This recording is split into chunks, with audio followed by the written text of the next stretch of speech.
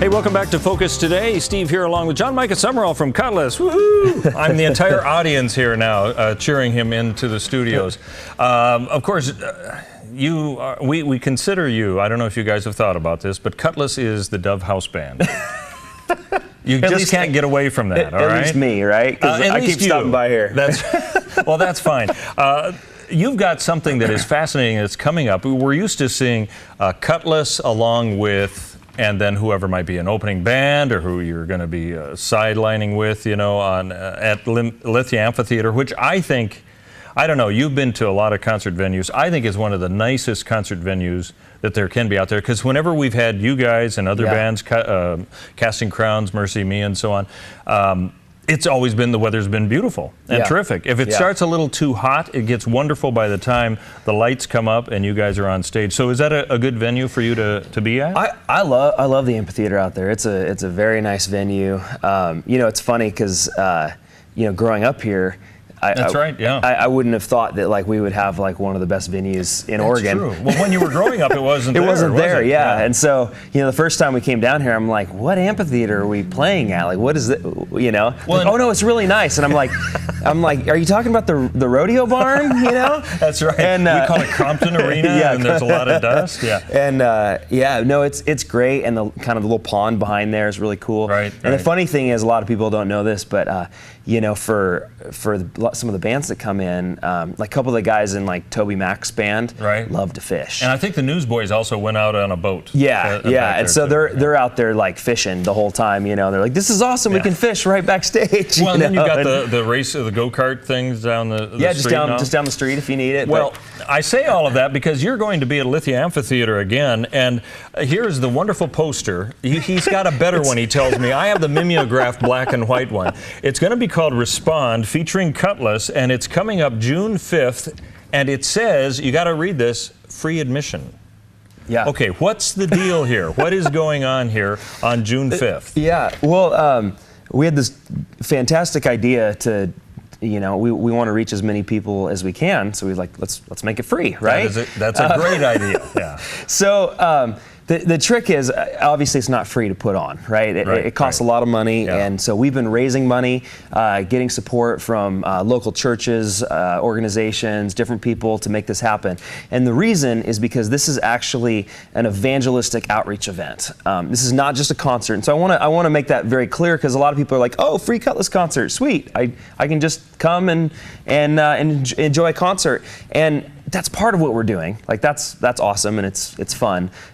But the reason it's free is not just so you and your family can come hang out and see KUTLESS for free. The whole point is we want to share the gospel with as many people as possible. Okay, so how are you going to do that differently from your concerts? Yeah, so we're taking kind of an approach that we're really gearing towards young people specifically. And there's a few things that we've identified, particularly with the millennial generation, which is a generation that we see really all of culture trying to impact and reach.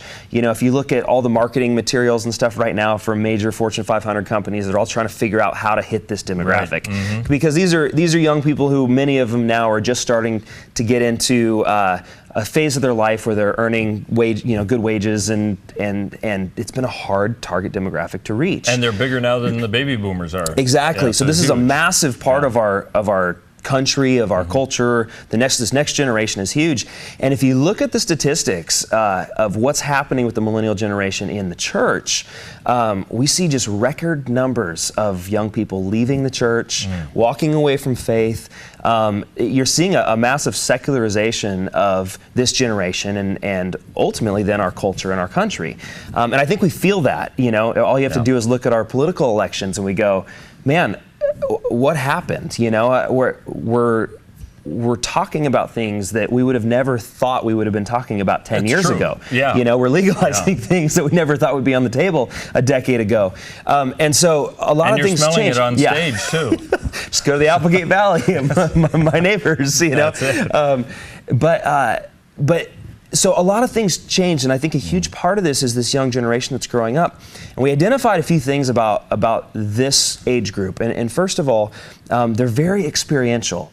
And so we can't always use logic and reasoning and say, you know, X, Y, and Z is why you need to believe in God or why you need to live this way or do that, because they go, I don't care. And it's been interesting. I've talked with young people where I've actually nailed down the fallacy in their reasoning. I'm saying what you're telling me is illogical. It is illogical. It doesn't make any sense. All right. You know, you're telling me that 1 + 1 = 4. You know, that's not true. It's illogical. And they the go, response is what? Yeah, I just don't feel right about that. I just don't think I can believe that. You know, I'm glad you put it in those terms, because I think there's this idea that a well played out logical discussion will end with a result, but it doesn't always, especially for this generation. Not with this generation. The previous generation, absolutely. And that's why we saw all of our outreach materials and the things that evangelistic ministries were doing were heavily rooted in logic and reasoning, because the baby boomer generation, you lay out a logical explanation for your faith and they go, well, that makes sense. Okay, yeah, sure. I'm in, you know. Yeah. For a millennial, they go, yeah, I just don't feel right about that. And what's been interesting is as you press in on that, every time it comes back around to personal experience. And you say, well, why don't you feel right about that? Well, because I knew this one person who was a Christian. I knew this pastor who was supposed to be a spiritual leader, and this happened. Kind of anecdotal info. And it absolutely becomes about personal experience. Wow. And so when you look at it through that lens, you go, okay, everything that they believe in is completely hinged upon their personal experience. So what personal experiences have they had? And when we realize that, we go, okay, somehow we need to combine a personal experience that's genuine, that's impacting, that's amazing, but we need to combine it with truth, because experience with no truth is still, when you actually hit the difficult times in life where the rubber meets the road, if it's just all experiential, there's not enough there to carry you through. Okay, you know? So let me ask you again, let me point out to our viewers and listeners, June 5th at the Lithia Amphitheater, Respond with KUTLESS is going to, KUTLESS and the whole band, you and the band are going to be there. Taking everything that you said, how are you going to put that into play on June 5th? Well, and so that's been the big trick for us, is we go, okay, how do we present experience? And we see in the church world, we see some churches that are very experiential, but kind of light on truth sometimes. Okay, and then you have this other side that's very deep and rich theologically, carrying their leather-bound Bibles and their concordances, but then oftentimes a little bit lighter on the experience. And so it makes it a challenge to reach this generation. So what we're looking at doing is this generation, their language is technology. If you look at young people, they are always in their cell phones all the time.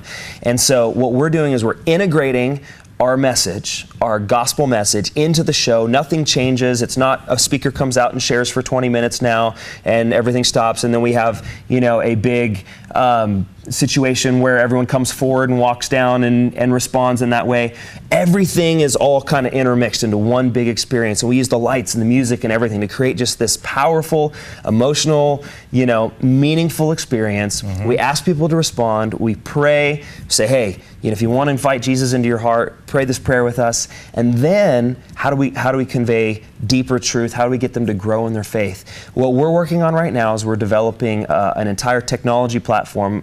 For June 5th, we're going to be in phase 1.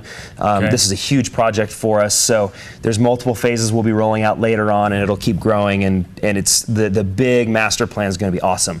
But for June 5th, we have a discipleship app that's going to be taking place. And what we're going to be doing is we have a Bible in there. We'll have kind of a new believers devotional to get people understanding about faith and forgiveness and some of the basic nuts and bolts of Christianity 101 kind of.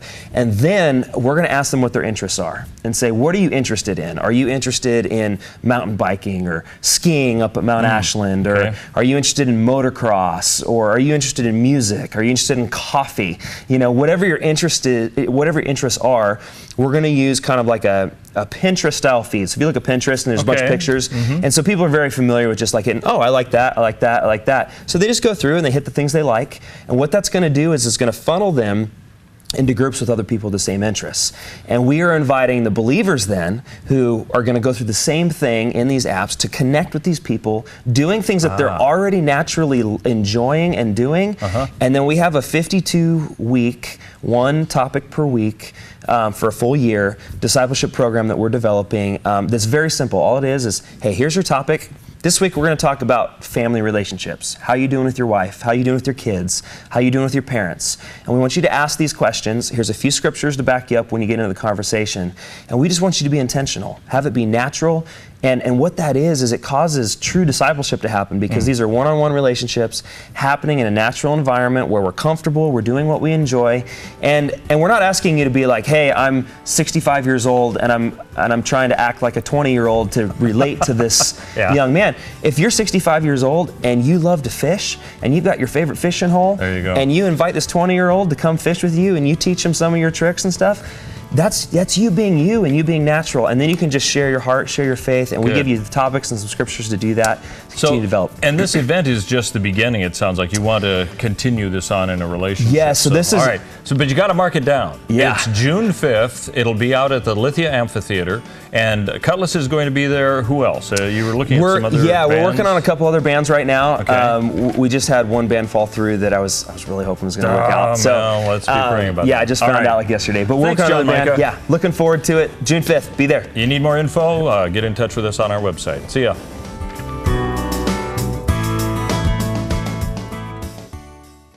I'm Paulina Leiser, producer of Focus Today. Thank you for watching this video, and make sure to check our other videos at thedove.us.